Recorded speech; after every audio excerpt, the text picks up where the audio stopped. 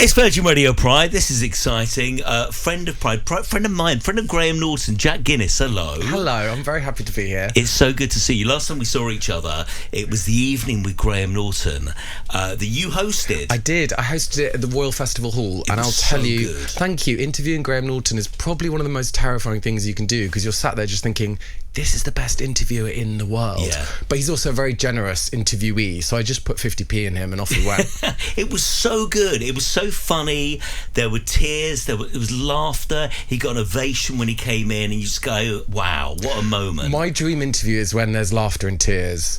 It sounds a bit weird, but I think if you can kind of hit people emotionally and make them laugh, that's a sweet spot. And Graham did that. And also, everyone's used to seeing Graham on TV, like facilitating interviews with other people, and just hearing him talk about his life, and he had such an incredible story. So it was a real opportunity for other people to see a different side of Graham that you don't normally get to see. Yeah, it was thoroughly enjoyable. Congratulations. Thank you. It was really, really good. Now listen, this week on Virgin Radio Pride we're talking about queer history, and has it been more influential than we realise, and how important is it to look back and embrace where we've come from? And I thought you would be the perfect guest. Tell me everything about the Queer Bible, which is incredible, but tell me. Thank you. So the Queer Bible began life as a website, and then it became a book. I realised that I didn't know enough about my own queer history, and I went online, and all the websites are really ugly. They look like they've been made by Mr. Clippy from Microsoft Word.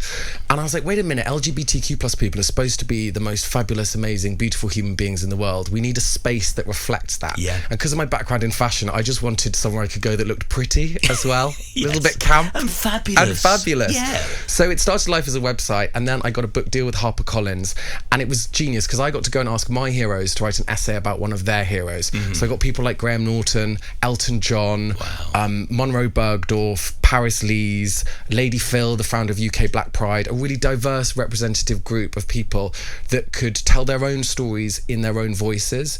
And I think one thing that's interesting when thinking about queer history is it's kind of maybe siloed off in people's minds. We think of history and then queer history, but actually queer history is everyone's history. You maybe just don't know about it. So in the past, often people have had to hide who they are to protect themselves, or people like Alan Turing have had their queerness, their gayness kind of removed from the history books. They've been straight-washed. So the Queer Bible Project is about bringing those stories out into the light so that we can all celebrate them. And tell me, huge question this, out of all the people that you spoke to and all the work that you, all the, you know, the articles that you read, what have you learned? What surprised you the most? Wow, that's a really, really amazing question. I think what surprised me the most is the concept of labels, that labels are really important legally so that marginalised groups can have protection. When you're growing up and you don't know who you are, it's a really powerful thing to go, I am this, I am not that. It's amazing when you're confused about your identity or your sexuality, to find a label or a group, a new chosen family that you can be part of is very powerful. But one of the most kind of subversive things I learned during the project was the fact that sometimes labels can be a bit limiting for us. And it's great to go, yes, I'm gay, but it's also really powerful to realise that we're more than that as well. And I think that was the thing that really caught me, the idea that I love labels and they're really important, but sometimes they can limit us. And that's something that I'm kind of working through in my head now, and I don't have a pat, easy answer for, but it's a challenging concept. Going back to Graham Norton, he said to me a couple of years ago when we started Virgin Radio Pride, you have to read the Queer Bible. It's like it is essential reading, isn't it, for us? I want to ask you about the term queer, and it's interesting. I've only made peace with the word recently. It reminded me of being bullied. It was a very negative word back in the 90s.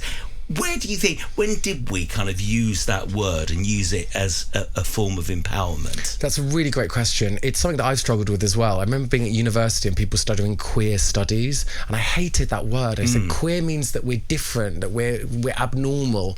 I had people bullying me when I was a kid, so I had a lot of trauma about it, and I feel that a lot of older LGBTQ plus people are triggered by it and find it really difficult. But then our elders, people like Sir Ian McKellen, love the word. I interviewed him for my podcast, Queerphoria, and he said, darling, that's what we just called each other. That was what we said to each other. Really? Yeah, that was like a term of endearment. It was a loving thing to say. It was inclusive. And then it kind of got co-opted and became a term of oppression. And I think it's something quite powerful about when we take back the language of the oppressor. It sounds quite highfalutin, but when we take back that language and we claim it as our own. So it's a word that I've had a real journey with, and I think it's also about the way in which you use it. I think if you shout that at someone in the street, obviously really horrible, but Yes. if you're using it as an inclusive term, it can be really empowering. And what I love about it is it's a big umbrella term. It allows lots of people to come into the big queer friendly tent, the circus tent that is the queer Circus community. tent. And it's a wonderful tent. It's a wonderful tent. It's a happy tent. Many people are welcome. Lots of people make it. Let me ask you about where we are now as far as, here we are, Virgin Radio Pride is 2024. Are we in a good place? Some of us are. I feel that I grew up in the 80s, and I remember some of the newspaper headlines and the terrifying rhetoric that was around about gay people, predominantly gay men. And I feel that now our trans and non-binary members of our community are experiencing similar aggression and It's hatred. where we were 30 years ago, isn't it? And it's the same headlines. It's the same headlines that I'm seeing. So I feel that trans and non-binary people were at the forefront of Stonewall. They were the people that started the revolution, as it were, and fought for our rights. Yeah. So I feel that now, especially as white gay men, it's now our responsibility to fight for their rights. Because I saw it happen in the 80s, and seeing it happen again is something that we all need to mobilize against. And also Pride is a celebration, and we need to remember that it's both a political thing, but it's also a celebration of where we are. So without kind of ignoring all the difficult things that are going on in the world right now, I think it is a time when we can come together as a family and really unite. And that's in celebration, and it's also political. And you've got lots of platforms where we're talking about queer history and learning more about who we are, where we've come from. Obviously, we've got the Queer Bible. Yes. Your podcast is called Queerphoria. Love the name. Yeah, so it's basically about those queer euphoric moments that we have that made us who we are. So I go and ask my favourite people like Graham Norton, Layton Williams, Jayde Adams, to give me 3 cultural moments that made them who they are. So it could be a pop song, it could be a club night, it could be a TV show. Great idea. And then they walk us through their life with cultural moments. So I mean, it's perfect for Virgin Pride Radio because it's about the music, it's about the soundtrack to our lives. Of course. And it's quite clever because the cultural moments give us a way in for us to talk about their personal lives. So we're really hearing stories that they haven't shared before, and I'm a little bit naughty, and I kind of get them off the normal PR answers and get them talking about really personal moments, and they're joyous moments of becoming who you are. So there's a lot of queer history in there, but it's really the history of our culture.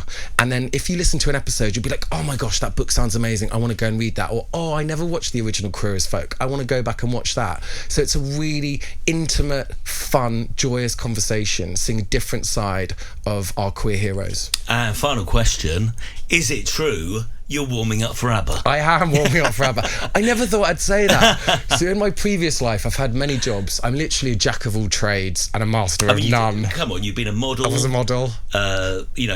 Writer, editor. I'm the editor of Gay Style News at the moment as well. So Amazing. I have many different hats. But DJ was kind of one of my previous incarnations. I sound like a gay Doctor Who. But before I changed into what I am now. And I've been booked to DJ for ABBA Voyage before. I think I can talk about this. I hope I can. I'll let you know if we're allowed to. But so I'm going to be on the stage before the holograms appear. So it's going to be really weird. Hopefully some people think I'm a perfect hologram, but I think that's not very likely. A wonderful vision. There you go. Before the best band in the world. I'll try and wear a catsuit or something really camp with flares. You know you've got to play Madonna hung up. I absolutely will play Madonna hung up. Come on, you've got to do that. I absolutely will. Listen, it's been great meeting you. Thank you so much for coming in. I know you're a friend of mine and Virgin Radio Pride. Come in whenever you want to. I will do. It's always good to have you in. And can I also just say that doing things like this in an amazing, much loved station like Virgin, holding space for the LGBTQ+ community to celebrate our history and our culture is so amazing, and I'm really honoured and humbled to be part of it. Jack Guinness, thank you so much. Great to see you again. Thank you. Virgin Radio.